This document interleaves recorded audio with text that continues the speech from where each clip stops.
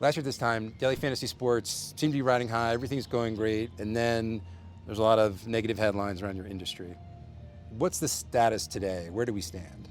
Originally a lot of the negative headlines came from the fact that we were not previously on the radar screen of a lot of regulators, and all of a sudden, because of the seasonality of our business and the advertising that came along with it, we were. And a lot of them started asking questions very quickly, and it was always an interesting story for the papers and for all the other news outlets, so they covered it. And for us, it was a process of just spending time with them, helping them get comfortable with our business, and working with legislators and regulators to make sure that there's a good framework in place for us to operate in a way that they felt comfortable with. So as we sit here today, the New York State Legislature has said that fantasy sports, it's legal, but the governor has not signed that yet. Do you expect that he will before the football season, which is obviously is prime time for your industry? I know the governor has many, many bills. It was the end of the session, so Right. there are quite a few. Right. So I think this is one that I'm sure he knows about, and hopefully he will decide to sign it. Right. So you mentioned the ad campaigns for last season that DraftKings and your main competitor FanDuel were doing. Do you think in some respect that you did bring some of this negativity on yourselves because it seemed like that you were flooding the airwaves with ads anytime you were watching anything sports related? Yeah, I mean, hindsight's 20/20 always, but I think that it was a time where we had been around for years, and we had struck a number of major partnerships, investments. We had spent time with some of the regulators, so I think we were going through that process, and had we not maybe done as much advertising, that process would have been much smoother. Instead, it sort of took a huge step forward as far as regulators looking at it. But you know what? In a way, that was actually a really good thing for the industry. The industry needed ultimately to have a framework for regulation put in place, and I think having it be such a big issue and such a big attention grabber has actually been very helpful with getting legislatures around the country to tackle it. So I think in many ways it actually ended up really benefiting us in the short term.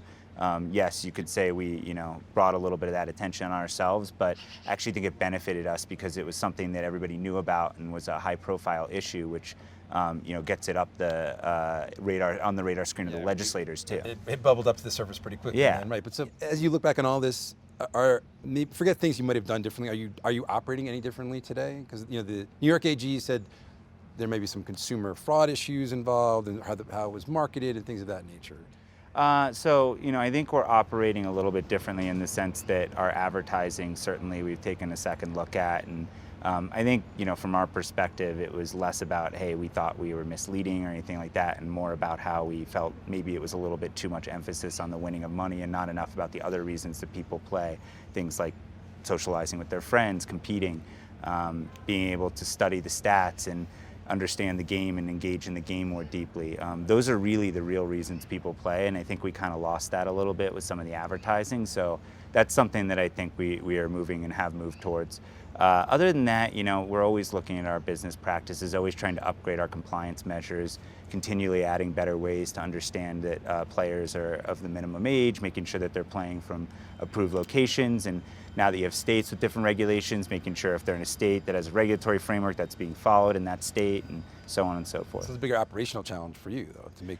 It's a fun one. I mean, I think our tech team in particular and our product team have really stepped up and built an incredible system that allows us to integrate all kinds of third-party software and different things that allow us to really effectively implement regulatory framework if we need to across 50 different states. And also we're international now too. We're in the UK. The UK has its own regulatory framework as well. So we needed to do this at some point, and I think that the tech and product team did an incredible job of building an amazing piece of software. So you talked earlier about your growth overseas.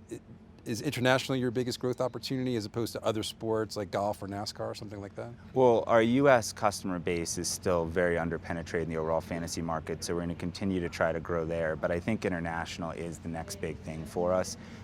As far as the audience size, there's about 4 billion sports fans worldwide. I think there's somewhere like 100 to 150 million in the U.S., so you don't need to penetrate that too deeply to have a pretty nice sized business.